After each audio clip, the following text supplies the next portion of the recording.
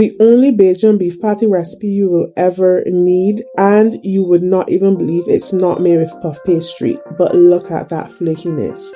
You'll see exactly the type of dough that I used to make it, and you'll make this deliciously flavorful meat filling. First, let's start with our pastry.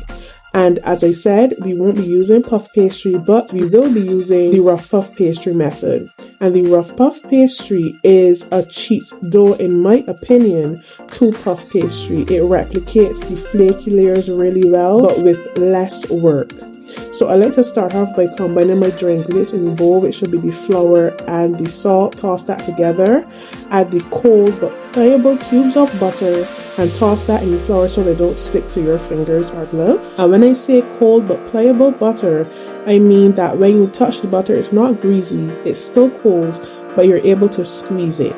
Because we really want flat, thin pieces of butter, we want it to be a small to medium size piece of butter, and those butter pieces, or let's call them butter chunks, when heated in the oven and they're distributed in the dough well, will create those flaky layers that replicate puff pastry really nicely. When I'm done breaking down the butter, I like to place it in the freezer to make sure that everything is cold. That's the most important thing. Make sure everything is cold. And taking a bit of ice cold water, I add about 3 tablespoons to start.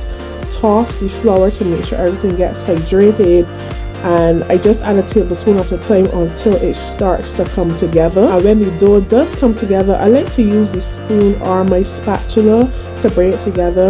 I don't want to use my hands really because your hands carry heat. So use the spatula, bring it together, and if you have any dry spots of flour like you saw just now, use a bit of water to help it stick to the rest of the dough. So now you can see those beautiful chunks of butter. That is exactly what you want. And at this stage, we're just going to do a quick lamination. So I'd recommend at this stage you use a rolling pin and not your hands like I'm doing. Like I said, your hands carry heat, but I'd recommend using a rolling pin to flatten the dough slightly, and then you're going to cut it into 4 pieces. And then you're going to stack those pieces on top of each other. So that's doing a quick lamination. So with puff pastry, you have to be constantly folding and rolling. With rough puff pastry, you don't have to do that. It's way easier to do.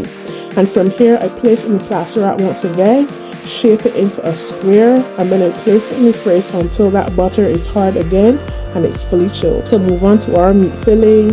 I take a hot pan and I add my minced meat. I don't add any oil, and I just let that cook down until any water or fat does release from it, and I let it render a bit. Then I add in all of my veg of choice, so my onion, garlic, sweet pepper, corn and carrot, and then some potatoes. Again, that will be up to you what you want to use in your beef patty filling. I let those cook a little bit, then I add in my spices of choice, so some curry powder, garlic powder, salt, black pepper. Stir those together again and let that cook down. I add a bit of ketchup for flavor, and I cook it until you see a little bit of that foam get to the bottom of the saucepan. And then I add a bit of browning for color, and I deglaze with water. So I'm going to stir to make sure I get all of that foam, that everything is nice and combined. I stir and I allow that to simmer until majority of that water has evaporated, and then you can allow that to cool completely. For your dough, once it's nice and chilled, you're going to remove it from the fridge, and I like to use the rolling pin just to flatten the edges at first, because when you roll up pastry, it tends to crack around the edges no matter what you do. So doing that, in my opinion, seals the edges before you start to roll it, and you want to have a nice even pressure on the dough as you're rolling. And I like to use a fair bit of flour because in Barbados it gets fairly hot, so I want to make sure nothing is sticking. So I dust it with flour, and as I'm rolling it out, I do move the dough constantly, making sure there's nothing sticking. If there's anything sticking, just use a bit of flour until you get the dough kind of thin. If this is too thick, it won't bake properly. So this is the size or the thickness that I like to go for, about 1/8 of an inch thick. From there, I take a small bowl and I use that to cut the circles of my beef patties. The size of your beef patties will depend on the size of the cutters you have or any size you like.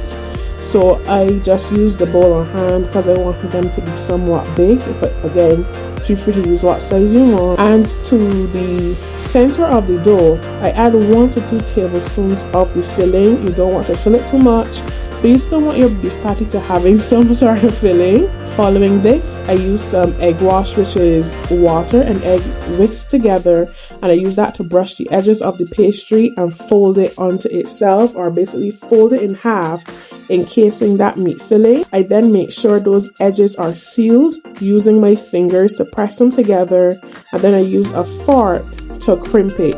You want to make sure your filling doesn't leak out. Then I use the fork to prick some holes at the top to allow the steam to escape, which will also stop it from exploding.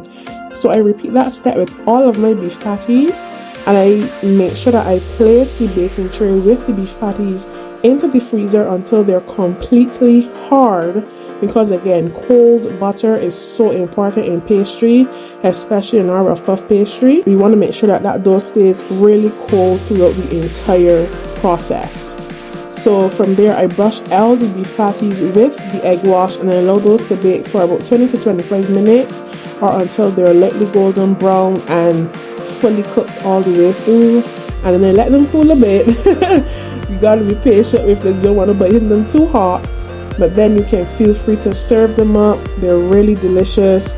You will enjoy this. This rough puff pastry method really helps us to get a delicious flaky pastry without having to do so much work if you compare it to the puff pastry, because with puff pastry it takes a lot longer, there's a lot more folding, but as you can see with the rough puff pastry method, it's a lot easier.